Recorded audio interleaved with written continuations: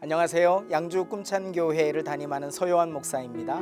오늘 신앙 에세이를 통해 CTS 애청자 여러분 만나게 돼서 너무 반갑습니다. 오늘 저는 에베소서 4장 말씀을 가지고 자라나고 다달아야 이런 제목으로 하나님 말씀 같이 나누고자 합니다.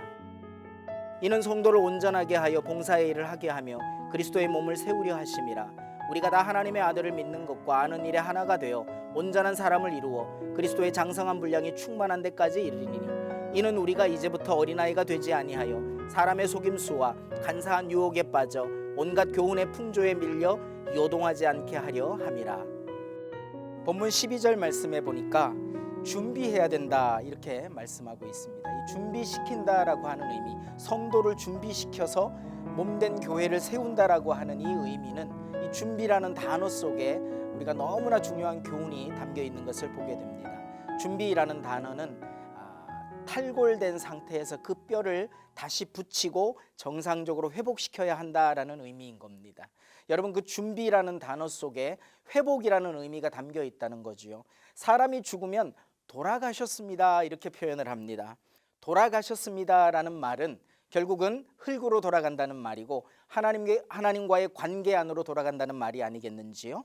그래서 회복된다라고 하는 의미도 동일하다고 봅니다. 우리가 하나님과의 관계로 회복되어야 하는 것이 바로 준비라고 하는 거겠지요. 여러분, 이 준비의 상태가 하나님의 몸된 교회를 섬기는 데 있어서 전제되어야 될 조건이라고 성경은 말씀하고 있습니다. 이 준비와 함께 오늘 본문이 표현하고 있는 것 중에 온전하여진다라는 표현이 있습니다. 이 온전하여진다라고 하는 표현이 바로 성숙해진다라고 하는 의미로 해석될 수 있는 표현입니다. 우리가 어떻게 성숙하여질까요? 그것은 바로 하나님의 말씀을 통해 우리가 성숙해지는 겁니다. 그 말씀이 우리 속에 부딪힐 때 우리는 그 말씀을 받아들고 그 말씀과 씨름하며 그 말씀 앞에 순종하기 위해 몸부림치는 것이 성숙으로 향해 가는 과정이 아닌가 싶습니다.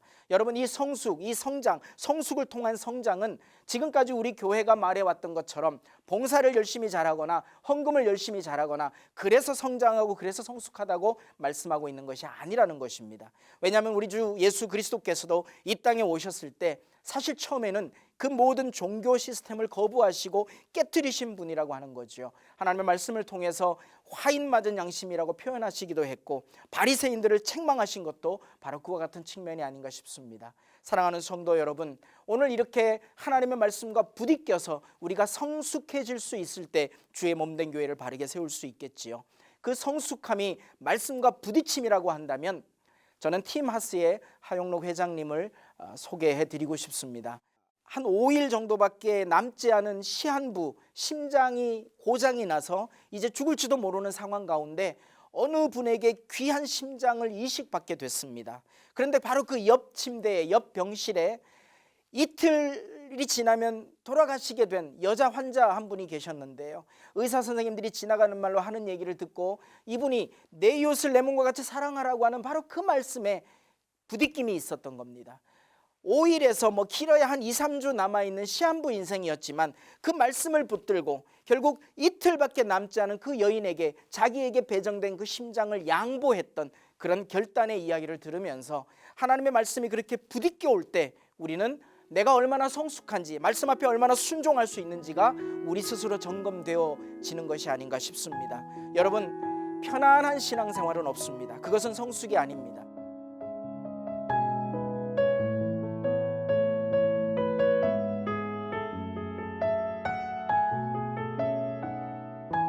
사랑하는 여러분, 지금은 까끌까끌해서 아픈, 그래서 막 양치질을 배우는 어린아이 같은 그런 상태의 내 마음이, 내 모습이 있다면 하나님의 말씀과 부딪혀서 더 성숙해지는 길로 향해 가는 우리 주님이 부탁하신 주의 몸된 교회를 잘 섬기는 그런 모습으로 성장해 가시고 그렇게 주의 몸된 교회를 세우시는 우리 복된 성도들이 다 되시기를 예수 그리스도의 이름으로 간절히 축원합니다.